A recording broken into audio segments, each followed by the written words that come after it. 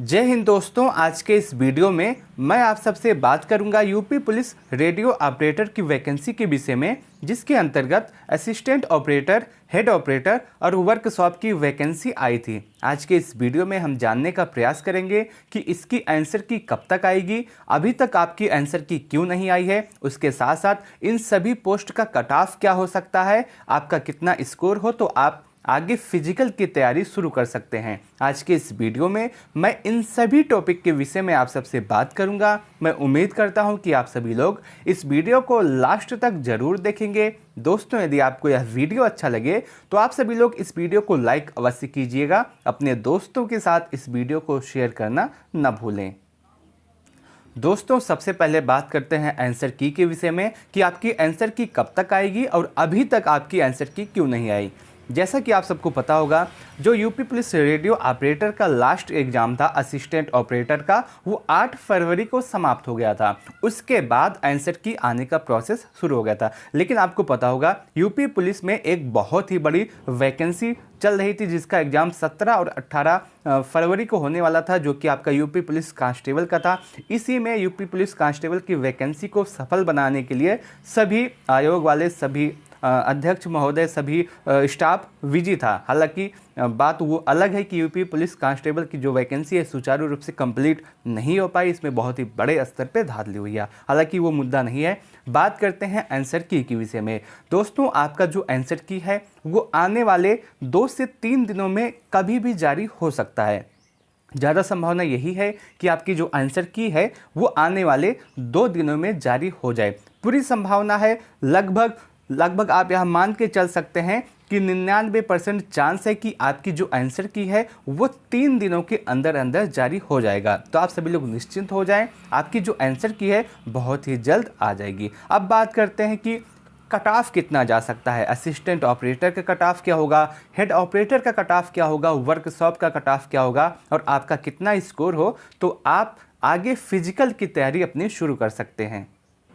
सबसे पहले बात करते हैं यूपी पुलिस हेड ऑपरेटर के विषय में कि हेड ऑपरेटर का कट ऑफ आपका क्या हो सकता है। जैसा कि आप सबको पता होगा, हेड ऑपरेटर में 936 पदों पे आपकी वैकेंसी आई थी और इस 936 के लिए जो टोटल बच्चों ने आवेदन किया था उनकी संख्या 76,514 थी और इस हिसाब से पर सीट कंपटीशन आपका 82 का होता है, यानी कि एक सीट पे 82 बच्चे फाइट कर रहे हैं। लेकिन 70% बच्चों ने एग्ज़ाम दिया, बाकी 30% बच्चों ने एग्ज़ाम नहीं दिया। इस हिसाब से लगभग 53 से 54 हज़ार बच्चों ने ही एग्ज़ाम दिया और अब पर सीट कंपटीशन आपका 57 का हो जाता है।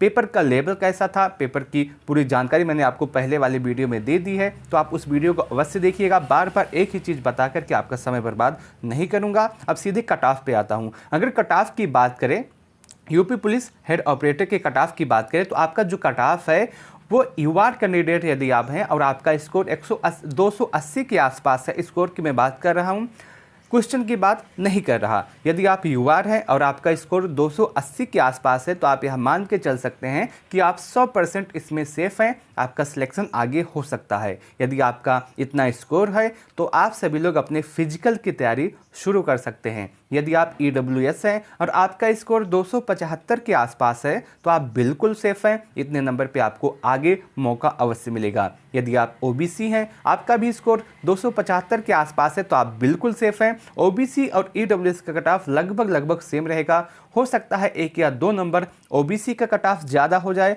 हो सकता है 1 या 2 नंबर ईडब्ल्यूएस का कट ऑफ ज़्यादा हो जाए। आगे यदि आप एससी हैं और आपका स्कोर 265 के आसपास है तो आप बिल्कुल सेफ हैं। यदि आप एसटी हैं और आपका स्कोर 255 के आसपास है तो आप बिल्कुल सेफ हैं। आपका जो कट ऑफ है इसी के आसपास रहेगा। ये मैंने आपको जो पूरा कट ऑफ बताया है, इसमें आप प्लस और -5 करके चल सकते हैं। यदि आपका स्कोर इतना बन रहा है तो आप निश्चित तौर पे पूरी तरह से सेफ हैं। अगर आपका इतना स्कोर है तो आपको आगे फिजिकल की तैयारी अवश्य करनी चाहिए। अब बात करते हैं सबसे ज़्यादा जिसमें पद हैं और सबसे ज़्यादा जिसमें आवेदन हुए उसके विषय में, जो कि आपका है यूपी पुलिस असिस्टेंट ऑपरेटर। यदि हम देखें यूपी पुलिस असिस्टेंट ऑपरेटर में जो टोटल पदों पर वैकेंसी आई थी उसकी संख्या 1374 थी और इस 1374 के लिए 3,89,711 बच्चों ने आवेदन किया था। बाकी अगर हम बात करें कट ऑफ के लिए कि इतने नंबर पे आपका कट ऑफ क्या होगा, कि आपको कितना नंबर है तो आपको आगे फिजिकल की तैयारी करनी चाहिए। अगर कट ऑफ की बात करें, यदि आप यूआर हैं और आपका स्कोर 290 के आसपास बन रहा है तो आप बिल्कुल सेफ़ हैं। इतने नंबर पे आपको आगे फिजिकल की तैयारी अवश्य करनी चाहिए। यदि आप ओबीसी हैं और आपका स्कोर 285 के आसपास है तो आप सेफ़ हैं। यदि आप ईडब्ल्यूएस हैं और आपका स्कोर 285 के आसपास बन रहा तो आप 100% सेफ़ हैं इसमें। यदि आप एससी हैं और आपका स्कोर 280 के आसपास है तो आप 100% सेफ़ हैं। यदि आप एसटी हैं और आपका स्कोर 275 है तो आपको फिजिकल की तैयारी अवश्य करनी चाहिए। असिस्टेंट ऑपरेटर का जो कट ऑफ है वो इसी के आसपास रह सकता है। यदि आपका इतना स्कोर है तो आप सभी लोग बिना किसी संशय के अपने फिजिकल की तैयारी अवश्य शुरू कर सकते हैं। अब बात करें वर्कशॉप के कट ऑफ की। वर्कशॉप में अगर हम देखें तो कुल मिलाकर के सिर्फ 120 पदों पे आपकी वैकेंसी आई थी। और हम बात करें इसके कट ऑफ के विषय में तो आप यह मान के चल सकते हैं, यदि आपने आवेदन वर्कशॉप में किया है और आपका स्कोर 280 से 285 के आसपास है तो आप बिल्कुल सेफ हैं। इतने नंबर पे आपका सिलेक्शन हो सकता है। यदि आप ईडब्ल्यूएस हैं और आपका स्कोर 275 से 280 के आसपास है तो आप सेफ़ हैं। ओबीसी का कट ऑफ भी 275 से 280 के आसपास है तो आप 100% सेफ़ हैं। यदि आप एससी हैं और आपका स्कोर 265 से 270 के आसपास है तो आप सेफ़ हैं। यदि आप एसटी हैं और आपका स्कोर 255 से 260 के आसपास है तो आप बिल्कुल सेफ़ हैं इसमें। यदि आपका स्कोर इतना हो रहा है और आपने वर्कशॉप में आवेदन किया तो आप बिल्कुल सेफ़ रहने वाले हैं। उसके साथ साथ एक क्वेश्चन और सभी बच्चों के मन में है जो काफ़ी बार पूछा गया है कि बहुत सारे बच्चे ये प्रश्न कर रहे हैं कि मेरा जो प्रत्येक सब्जेक्ट वाइज, जैसे आपको पता होगा कि इसमें मैथ आपका जो है उसमें 50% क्वेश्चन करना अनिवार्य है। अगर आपका 50% होगा तो आपका सिलेक्शन होगा। इसी तरह हिंदी में भी आपको 50% करना अनिवार्य है। रीजनिंग में भी आपको 50% करना अनिवार्य है। उसके साथ साथ जो साइंस और जीके जीएस का आया था उसमें भी 50% करना अनिवार्य है। लेकिन बहुत सारे बच्चों का यह प्रश्न है कि मेरा यदि किसी भी सेक्शन में 50% नहीं हो पाता है तो क्या मेरा सिलेक्शन होगा या फिर नहीं होगा।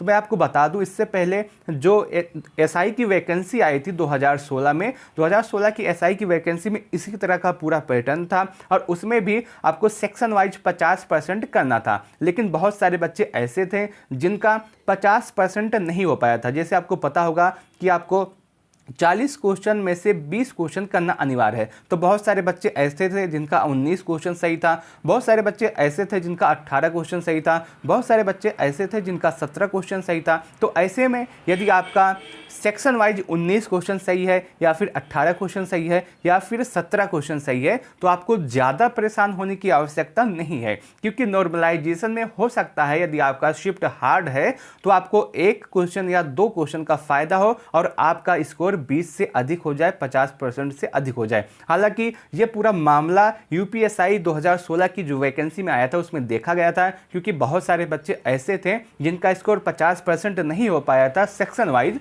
और नॉर्मलाइजेशन में उनका स्कोर बढ़ गया और 50% से अधिक हो गया, 20 क्वेश्चन से अधिक हो गया। तो आपके भी एग्जाम में ऐसा हो सकता है, पूरी संभावना है। यदि आपका स्कोर 20 क्वेश्चन नहीं हो पाया है यानी कि 50% नहीं हो पाया है तो आपको ज़्यादा परेशान होने की आवश्यकता नहीं है। हो सकता है यदि आपका स्कोर 19 क्वेश्चन सही है तो नॉर्मलाइजेशन में आपका 20, 21, 22 क्वेश्चन हो जाए। यदि आपके 18 क्वेश्चन सही हैं तो हो सकता है कि आपका 20 प्लस हो जाए। तो यदि आपका 50% स्कोर नहीं हो पाया है, 18 से 1 या 2 या 3 नंबर कम है, तो आपको ज़्यादा परेशान होने की आवश्यकता नहीं है, आपका सिलेक्शन आगे हो सकता है। दोस्तों यह पूरा वीडियो है, मैंने आपको पहले ही बता दिया कि आंसर की आपकी आने वाले 2 से 3 दिनों में आ जाएगी। यदि आपको यह पूरा वीडियो अच्छा लगा हो तो आप सभी लोग इस वीडियो को लाइक अवश्य कीजिएगा। अपने दोस्तों के साथ इस वीडियो को शेयर करना ना भूलें। यदि आपके मन में अब भी कोई डाउट, कोई सवाल, कोई कन्फ्यूजन रह गया है तो आप कमेंट सेक्शन के माध्यम से हमसे पूछ सकते हैं। मैं आपके प्रत्येक कमेंट का जवाब अवश्य दूंगा। इस वीडियो को लास्ट तक देखने के लिए आप सबका बहुत बहुत धन्यवाद।